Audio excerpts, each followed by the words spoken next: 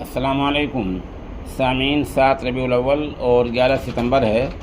خبر کا عنوان ہے داعی اسلام حضرت مولانا محمد کلیم صدیقی دامت برکاتہم کو آج عدالت نے عمر قید کی سزا سنائی ہے۔ آپ کو پتہ ہی ہے کہ معاملہ کافی دن سے چل رہا ہے اور مولانا 24 گھنٹے پہلے تک ضمانت پر تھے، لیکن کل اس معاملے کی سیشن کورٹ میں سنوائی ہوئی تھی۔ اس سنوائی میں 24 گھنٹے پہلے انہیں جج نے قصوروار تسلیم کیا تھا اور کہا تھا کہ 24 گھنٹے بعد سزا کا اعلان کیا جائے گا۔ کل ہی پولیس نے مولانا موصوف کو کسٹڈی میں لے لیا تھا۔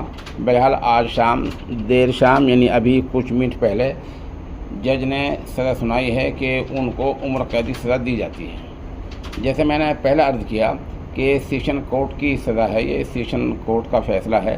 ابھی ہمارے لیے ہائی کورٹ اور سپریم کورٹ کے دروازے کھلے ہوئے ہیں، اور یہ جس طرح کہ یہ کورٹ یا عدالتیں ہوتی ہیں، جس طرح نچلی عدالتیں فیصلے سناتی ہیں، بارہا ان کے فیصلے وہ بالائی عدالت میں پلٹے گئے ہیں، مکمل مسترد بھی کیے گئے ہیں، پلٹے بھی گئے ہیں، جزوی ترمیمات بھی ہوئی ہیں۔